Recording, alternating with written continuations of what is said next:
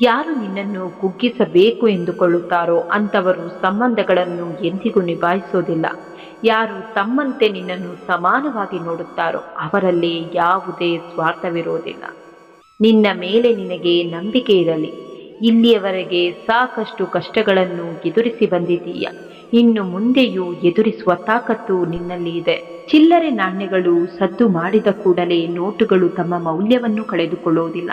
ಹಾಗೆಯೇ ಸಮಯ ಸಾಧಕರು ಅರಚಿಕೊಂಡ ಕೂಡಲೇ ಶ್ರೇಷ್ಠ ವ್ಯಕ್ತಿಗಳ ಘನತೆಗೆ ಧಕ್ಕೆ ಬರೋದಿಲ್ಲ. ಹಿಡಿದ ಕೆಲಸವ ದೃಢಚಿತ್ತನಾಗಿ ಮಾಡಿದ್ರೆ ಸಮಯ ಸಾಧಕರ ಸದ್ದು ಕೂಡ ಅಡಗಿ ಹೋಗುತ್ತೆ. ಈ ಜಗತ್ತಿನಲ್ಲಿ ಯಾವುದನ್ನು ಎಷ್ಟು ಜನ ಅನುಸರಿಸುತ್ತಿದ್ದಾರೆ ಎನ್ನುವುದಕ್ಕಿಂತ ಅನುಸರಿಸುತ್ತಿರುವುದರಲ್ಲಿ ಎಷ್ಟು ಸತ್ಯವಿರುತ್ತೆ ಎನ್ನುವುದು ಮುಖ್ಯವಾಗಿರುತ್ತೆ. ಕೋಪದಲ್ಲಿ ಯಾರಿಗೂ ಕೆಟ್ಟ ಮಾತುಗಳನ್ನು ಆಡಬೇಡಿ. ನಿಮ್ಮ ಕೋಪ ಕರಗಿ ಹೋಗಿ ಬಿಡಬಹುದು, ಆದರೆ ಆಡಿದ ಮಾತುಗಳು ಹಾಗೇ ಉಳಿಯುತ್ತೆ. ಸಮಾಧಾನದಿಂದಿದ್ರೆ ಈ ಎಲ್ಲರೂ ಕಾಲ ಬಂದಾಗ ಅರ್ಥವಾಗುತ್ತಾರೆ. ಕೊಡುವುದನ್ನು ಕೊಡಲು ಶುರು ಮಾಡಿ, ಬರುವುದು ತಾನಾಗೆ ಬರುತ್ತೆ. ಅದು ಸಂಪತ್ತೇ ಆಗಲಿ ಗೌರವವೇ ಆಗಲಿ.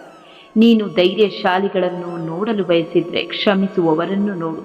ನಿನ್ನ ವಿಧಿಗೆ ನೀನೇ ಹೊಣೆ. ಮನುಷ್ಯ ತನ್ನ ವಿಧಿಯನ್ನು ತಾನೇ ಬರೆದುಕೊಳ್ಳುತ್ತಾನೆ. ಯಾರು ಹೇಗೆ ಯಾವ ರೀತಿಯ ಕರ್ಮಗಳನ್ನು ಮಾಡುತ್ತಾರೋ ಅದೇ ರೀತಿ ಅವರ ವಿಧಿಯು ರೂಪುಗೊಳ್ಳುತ್ತೆ. ಎಲ್ಲರನ್ನು ಪ್ರೀತಿಸಿ, ಕೆಲವರನ್ನು ಮಾತ್ರ ನಂಬಿ. ಪ್ರಪಂಚದಲ್ಲಿ ಎಲ್ಲವೂ ಸತ್ಯ, ಎಲ್ಲರೂ ಸತ್ಯವಂತರಲ್ಲ. ಬಾಗುವುದರಿಂದ ಸಂಬಂಧ ಉಳಿಯುವುದಾದರೆ ಬಾಗಿಬಿಡು. ಆದರೆ ಪ್ರತಿ ಬಾರಿಯೂ ನೀನೇ ಬಾಗುವುದಾದರೆ ಬಾಗುವುದನ್ನೇ ಬಿಡು. ಅಧರ್ಮದಿಂದ ಶತ್ರು ಹಲವು ಬಾರಿ ಗೆಲ್ಲಬಹುದು, ಆದರೆ ಕರ್ಮ ಎದುರಾಗುವ ವೇಳೆ ಧರ್ಮ ಅವನನ್ನು ಸುಡಲು ಪ್ರಾರಂಭಿಸುತ್ತೆ. ಅವನ ನಿರ್ನಾಮ ತಪ್ಪಿಸಲು ಯಾರಿಂದಲೂ ಸಾಧ್ಯವಿಲ್ಲ. ಒಳ್ಳೆತನಕ್ಕೆ ಬೆಲೆ ಇಲ್ಲ ಅನ್ನೋದು ಎಷ್ಟು ಸತ್ಯವೋ, ಒಳ್ಳೆತನ ನಮ್ಮ ಕೈ ಬಿಡಲ್ಲ ಅನ್ನೋದು ಅಷ್ಟೇ ಸತ್ಯ. ನೀ ಚಿಗುರುವೆ ಎಂದು ತಿಳಿದಾಗ ಜನರು ನಿನ್ನನ್ನು ಚಿವುಟಲು ಪ್ರಯತ್ನಿಸುತ್ತಾರೆ. ಅವರನ್ನು ಎದುರಿಸಿ ನೀ ಮರವಾಗಿ ಬೆಳೆದು ನಿಲ್ಲು. ಆಗ ಅವರೇ ನಿನ್ನ ನೆರಳ ಬಯಸಿ ಬರುತ್ತಾರೆ. ಕರ್ಮ ಮಾಡುವ ಹಕ್ಕು ನಿನಗಿದೆ, ಆದರೆ ಫಲದ ಆಲೋಚನೆ ಬೇಡ. ನಿಷ್ಠೆಯಿಂದ ಕಾರ್ಯನಿರ್ವಹಿಸುವವನು ನಿಜವಾದ ಯೋಗಿಯಾಗಿರುತ್ತಾನೆ. ನಾವು ಮಾಡುವ ಕೆಲಸ ಇಬ್ಬರಿಗೆ ಸರಿಯನಿಸಿದ್ರೆ ಸಾಕು. ಒಬ್ಬ ಪರಮಾತ್ಮ, ಇನ್ನೊಂದು ಅಂತರಾತ್ಮ. ಮನಸ್ಸು ಪರಿಶುದ್ಧವಾಗಿದ್ದಾಗ ಮಾತ್ರ ಭಗವಂತ ಬಂದು ನೆಲೆಸುತ್ತಾನೆ. ಕಾಮ, ಕ್ರೋಧ, ಲೋಭ ತುಂಬಿದ ಮನಸ್ಸು ಭಗವಂತನ ಆರಾಧನೆಗೆ ಉಪಯೋಗಕ್ಕೆ ಬರೋದಿಲ್ಲ. ಕ್ಷಮೆ ಕೇಳುವ ಗುಣ ಮತ್ತು ಕ್ಷಮಿಸುವ ಗುಣ ಇವೆರಡು ಯಾರಲ್ಲಿ ಇರುತ್ತೋ ಅಲ್ಲಿ ಯಾವ ಪ್ರೀತಿಯೂ ಸೋಲುವುದಿಲ್ಲ ಮತ್ತು ಯಾವ ಸಂಬಂಧವೂ ಸಾಯುವುದಿಲ್ಲ. ಯಾರಿಗೂ ಏನನ್ನೋ ಕೊಟ್ಟೆ ಅಂತ ಅಹಂಕಾರ ಪಡಬೇಡ. ಯಾರಿಗೊತ್ತು ನೀನು ಕೊಡುತ್ತಿರುವೆಯೋ ಇಲ್ಲ ಹಳೆ ಜನ್ಮದ ಸಾಲವನ್ನು ತೀರಿಸುತ್ತಿರುವೆಯೋ. ಪ್ರಪಂಚ ಹೇಗಿದೆ ಅಂದರೆ ತನಗಾದ್ರೆ ಮಾತ್ರ ಅದು ನೋವು, ಬೇರೆಯವರಿಗೆ ಆದರೆ ಅದು ಅವರ ಹಣೆಬರಹ.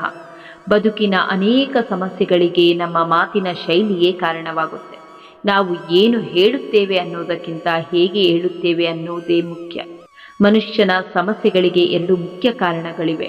ಒಂದು, ಅವನು ಅದೃಷ್ಟಕ್ಕಿಂತ ಹೆಚ್ಚಿನದನ್ನು ನಿರೀಕ್ಷಿಸುತ್ತಾನೆ ಮತ್ತು ಎರಡನೆಯದು ಸಮಯಕ್ಕಿಂತ ಮುಂಚಿತವಾಗಿ ಬಯಸುತ್ತಾನೆ. ಅಧರ್ಮದ ಹಾದಿಯಲ್ಲಿ ಯಾವ ಅಡೆತಡೆಗಳೂ ಇರುವುದಿಲ್ಲ, ಆದರೆ ಅದು ಸೇರುವ ಗುರಿ ಮಾತ್ರ ನರಕ. ಧರ್ಮದ ಹಾದಿಯಲ್ಲಿ ಸಾಕಷ್ಟು ಅಡೆತಡೆಗಳು ಬರುತ್ತವೆ, ಆದರೆ ಅದು ಸೇರುವ ಗುರಿ ಮಾತ್ರ ಸ್ವರ್ಗ. ಪ್ರಾರ್ಥಿಸುವ ತುಟಿಗಳಿಗಿಂತ ಸಹಾಯ ಮಾಡುವ ಕೈಗಳು ಪವಿತ್ರವಾಗಿವೆ. ತನ್ನ ಆತ್ಮನನ್ನು ತಾನೇ ಉನ್ನತಿಗೆ ತರುವುದೇ ಧ್ಯೇಯ. ತನ್ನನ್ನು ತಾನೇ ಕುಗ್ಗಿಸಿಕೊಳ್ಳಬಾರದು. ಯಾಕೆಂದರೆ ಆತ್ಮನೇ ತನ್ನ ಒಳ್ಳೆಯ ಮಿತ್ರ, ಆತ್ಮನೇ ತನ್ನ ಶತ್ರು. ಸಂಬಂಧಗಳು, ಸ್ನೇಹ ಮತ್ತು ಪ್ರೀತಿ ಎಲ್ಲೆಡೆ ಕಂಡುಬರುತ್ತೆ, ಆದರೆ ಅವುಗಳು ಎಲ್ಲಿ ಗೌರವಿಸಲ್ಪಡುತ್ತೋ ಅಲ್ಲಿ ಮಾತ್ರ ಉಳಿಯುತ್ತೆ. ತಪ್ಪು ಮಾಡಿದೊಡನೆ ನೀನು ಸಣ್ಣವನೆನಿಸೋದಿಲ್ಲ. ತಿದ್ದಿಕೊಂಡು ನಡೆಯದಿದ್ರೆ ಸಣ್ಣವನಾಗಿ ಬಿಡುತ್ತೀಯ. ತನ್ನ ಮನಸ್ಸು, ನಾಲಿಗೆಯನ್ನು ನಿಯಂತ್ರಿಸಲು ಸಾಧ್ಯವಾಗದ ವ್ಯಕ್ತಿಯು ತನ್ನ ಜೀವನವನ್ನು ಎಂದಿಗೂ ನಿಯಂತ್ರಿಸಲು ಸಾಧ್ಯವಾಗುವುದಿಲ್ಲ. ದುಃಖವು ತನ್ನದೇ ಜಾಲ ಹೊಂದಿದೆ. ಮನುಷ್ಯ ದುಃಖದಲ್ಲಿದ್ದಾಗ ಎಂದಿಗೂ ಒಳ್ಳೆಯ ವಿಚಾರಗಳು ಬರುವುದಿಲ್ಲ. ಆ ಸಮಯದಲ್ಲಿ ಮನಸ್ಸಿಗೆ ನೋವಾಗುವ ವಿಚಾರಗಳೇ ಬರುತ್ತೆ. ದೀಪವು ಬಹಳ ಶ್ರೇಷ್ಠವಾದದ್ದು, ಯಾಕೆಂದರೆ ಅದು ಇನ್ನೊಬ್ಬರಿಗಾಗಿ ಉರಿಯುತ್ತೆ, ಇನ್ನೊಬ್ಬರನ್ನು ಕಂಡು ಉರಿಯೋದಿಲ್ಲ. ಎಲ್ಲಿ ದಯೆಯೋ ಅಲ್ಲಿ ಧರ್ಮ, ಎಲ್ಲಿ ಲೋಭವೋ ಅಲ್ಲಿ ಪಾಪ, ಎಲ್ಲಿ ಕ್ರೋಧವೋ ಅಲ್ಲಿ ವಿನಾಶ, ಎಲ್ಲಿ ತಾಳ್ಮೆ ಹಾಗೂ ಕ್ಷಮೆಯೋ ಅಲ್ಲಿ ಭಗವಂತನ ವಾಸ. ನಾವಿಂದು ಮಾಡುತ್ತಿರುವ ಕೆಲಸಗಳೇ ಮುಂದೊಂದು ದಿನ ನೆನಪಾಗಿ ಪರಿವರ್ತನೆಗೊಳ್ಳುತ್ತೆ. ಯಾರೋ ಮಾಡಿಟ್ಟಿದ್ದನ್ನು ಖರ್ಚು ಮಾಡಿದ್ರೆ ಜೀವನ ಏನಂತ ಗೊತ್ತಾಗಲ್ಲ. ಸ್ವಂತ ದುಡಿದು ಬೇರೆಯವರ ಖರ್ಚಿಗೆ ಕೊಟ್ಟಾಗಲೇ ಅಸಲಿ ಜೀವನ ಏನಂತ ಗೊತ್ತಾಗೋದು. ನಮ್ಮ ಹೃದಯ ಮತ್ತು ಉದ್ದೇಶಗಳು ಶುದ್ಧತೆ ಹೊಂದಿರುವಾಗ ನಾವು ಯಾರನ್ನು ಕಳೆದುಕೊಳ್ಳುವುದಿಲ್ಲ, ಅವರೇ ನಮ್ಮನ್ನು ಕಳೆದುಕೊಳ್ಳುತ್ತಾರೆ ಅಷ್ಟೇ. ಇಲ್ಲಿ ತನಕ ಆಗಿದ್ದೆಲ್ಲವೂ ಒಳ್ಳೆಯದೇ, ಸದ್ಯಕ್ಕೆ ಆಗುತ್ತಿರುವುದೆಲ್ಲವೂ ಒಳ್ಳೆಯದೇ, ಮುಂದೆ ಆಗುವುದೆಲ್ಲವೂ ಒಳ್ಳೆಯದೇ. ಆದ ಕಾರಣ ಯಾವುದಕ್ಕೂ ಜಾಸ್ತಿ ಚಿಂತಿಸದಿರಿ, ಜಾಸ್ತಿ ಕೊರಗದಿರಿ. ನಿಮ್ಮ ಕೆಲಸಗಳನ್ನು ನೀವು ಸರಿಯಾಗಿ ಮಾಡಿ, ಎಲ್ಲ ಒಳ್ಳೆಯದೇ ಆಗುತ್ತೆ. ನಮ್ಮ ಮಾತಿಗೆ ಅರ್ಥ ಬರುವುದು ನಮ್ಮ ನಡವಳಿಕೆಯಿಂದ. ಉಪಚಾರವನ್ನು ತೀರಿಸಬಹುದು, ಆದರೆ ಉಪಕಾರವನ್ನು ತೀರಿಸಲು ಸಾಧ್ಯವಿಲ್ಲ. ಬುದ್ಧಿವಂತರು ತಮ್ಮ ಬಗ್ಗೆ ಯೋಚಿಸದೆ ಪ್ರಪಂಚದ ಕಲ್ಯಾಣಕ್ಕಾಗಿ ಕೆಲಸ ಮಾಡುತ್ತಾರೆ. ಸತ್ಯ ಹೇಳುವ ಅಭ್ಯಾಸವಿದ್ರೆ ಏಕಾಂಗಿಯಾಗಿ ಬಾಳಲು ಸಿದ್ಧವಿರಬೇಕು. ಸಮುದ್ರದ ಅಲೆಗಳ ತರಹ ನಿರಂತರ ಒಳ್ಳೆಯದನ್ನು ಮಾಡುತ್ತಿರಬೇಕು, ಕೆಟ್ಟದ್ದನ್ನು ಕ್ರಮೇಣವಾಗಿ ದಡಕ್ಕೆ ಸೇರಿಸುತ್ತಿರಬೇಕು. ನಾವಿಂದು ಮಾಡುತ್ತಿರುವ ಕೆಲಸಗಳೇ ಮುಂದೊಂದು ದಿನ ನೆನಪಾಗಿ ಪರಿವರ್ತನೆಗೊಳ್ಳುತ್ತೆ. ಹಿಂದಕ್ಕೆ ನೋಡು ಅನುಭವ ಸಿಗುತ್ತೆ, ಮುಂದಕ್ಕೆ ನೋಡು ಭವಿಷ್ಯ ಸಿಗುತ್ತೆ, ಸುತ್ತಲೂ ನೋಡು ಸತ್ಯ ಅರಿವಾಗುತ್ತೆ, ನಿನ್ನೊಳಗೆ ನಿನ್ನನ್ನೇ ನೋಡು ಆತ್ಮವಿಶ್ವಾಸ ಹೆಚ್ಚಾಗುತ್ತೆ. ನಮ್ಮ ಹೃದಯ ಮತ್ತು ಉದ್ದೇಶಗಳು ಶುದ್ಧತೆ ಹೊಂದಿರುವಾಗ ನಾವು ಯಾರನ್ನು ಕಳೆದುಕೊಳ್ಳುವುದಿಲ್ಲ, ಅವರೇ ನಮ್ಮನ್ನು ಕಳೆದುಕೊಳ್ಳುತ್ತಾರೆ ಅಷ್ಟೇ. ಎಲ್ಲಿಯವರೆಗೆ ಶರೀರವು ಆರೋಗ್ಯವಾಗಿರುತ್ತೋ ಮತ್ತು ಮೃತ್ಯುವು ದೂರದಲ್ಲಿರುತ್ತೋ ಅಲ್ಲಿಯವರೆಗೆ ಆತ್ಮ ಕಲ್ಯಾಣವನ್ನು ಮಾಡಿಕೊ. ಕೊನೆಯ ಕ್ಷಣದಲ್ಲಿ ಏನು ಮಾಡಲು ಸಾಧ್ಯ? ನಾವು ನಮ್ಮ ಬದುಕನ್ನು ಹೇಗೆ ಸ್ವೀಕರಿಸುತ್ತೇವೆ ಎಂಬುದು ನಮ್ಮ ಆಯ್ಕೆಯ ವಿಷಯವಾಗಿದೆ. ಆದ್ದರಿಂದ ಆದಷ್ಟು ಸಂತೋಷದಾಯಕವಾಗಿ ಬದುಕಲು ಯತ್ನಿಸಬೇಕು. ಸರಳವಾದ ಬದುಕಿನಲ್ಲಿ ಸುಖವನ್ನು ಕಾಣುವ ವಿಧಾನವನ್ನು ಕಂಡುಕೊಳ್ಳಲು ಪ್ರಯತ್ನಿಸಬೇಕು. ಹಾಗಾಗಿ ನಾವು ಭೇಟಿಯಾಗುವ ಪ್ರತಿ ಸ್ಥಳದಲ್ಲಿಯೂ ಆ ಸ್ಥಳದ ಸೌಂದರ್ಯವನ್ನು ಮತ್ತು ಪ್ರತಿಯೊಬ್ಬರಲ್ಲಿಯೂ ಆ ವ್ಯಕ್ತಿಯ ಸರಳತೆಯನ್ನು ನೋಡಬೇಕು. ಒಳ್ಳೆಯ ಸಮಯಕ್ಕಿಂತ ಒಳ್ಳೆಯ ಮನುಷ್ಯನ ಸಂಬಂಧ ಇರಲಿ. ಯಾಕೆಂದರೆ ಒಳ್ಳೆಯ ಮನುಷ್ಯ ಒಳ್ಳೆಯ ಸಂಬಂಧವನ್ನು ತರಬಲ್ಲ, ಆದರೆ ಒಳ್ಳೆಯ ಸಮಯ ಒಳ್ಳೆಯ ಮನುಷ್ಯನನ್ನು ತರಲಾಗದು. ನಮಗೆ ಕಷ್ಟ ಬಂದಾಗ ಯಾರೂ ಸಹಾಯ ಮಾಡಲಿಲ್ಲ ಅಂತ ಅಂದುಕೊಳ್ಳುವ ಮುಂಚೆ ಯೋಚನೆ ಮಾಡಿ, ನಾವು ಸುಖವಾಗಿದ್ದಾಗ ಯಾರಿಗಾದರೂ ಸಹಾಯ ಮಾಡಿದ್ದೀವಾ ಅಂತ. ಹಾಗೇನಾದರೂ 4-6 ಜನರಿಗೆ ಸಹಾಯ ಮತ್ತು ಒಳ್ಳೆಯ ಕೆಲಸ ಮಾಡಿದರೆ ದೇವರು ಯಾವುದಾದರೂ ರೂಪದಲ್ಲಿ ಬಂದು ನಮ್ಮ ಕಷ್ಟ ಕಾಲದಲ್ಲಿ ನಮ್ಮನ್ನು ಕಾಪಾಡುತ್ತಾನೆ. ಸಮಯ ಮತ್ತು ಪರಿಸ್ಥಿತಿ ಯಾವ ಕ್ಷಣದಲ್ಲಿ ಆದರೂ ಬದಲಾಗಬಹುದು. ಆದ್ದರಿಂದ ನೀವು ಯಾರಿಗೂ ಅಪಮಾನ ಮಾಡಬೇಡಿ, ಕೀಳಾಗಿ ನೋಡಬೇಡಿ.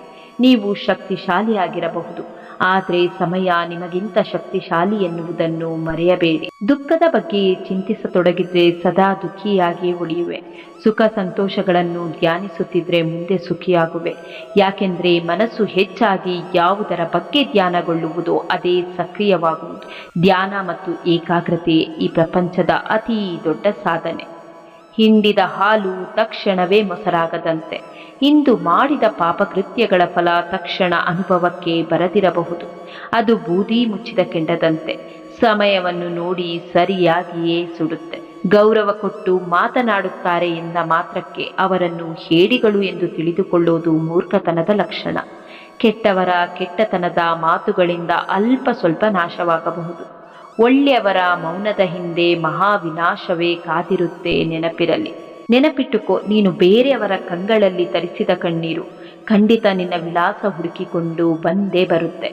ಕಾಣದ ಕೈಗಳಿಂದ ಸಾವಿರಾರು ಕುತಂತ್ರಗಳು ನಡೆದರೇನಂತೆ, ಮೇಲೊಬ್ಬ ಎಲ್ಲವನ್ನು ವೀಕ್ಷಿಸುತ್ತಿರುವನು, ನಿನ್ನ ಕಣ್ಣೀರಿನ ಎಲ್ಲ ಹನಿಗಳಿಗೆ ನ್ಯಾಯ ನೀಡುವನು.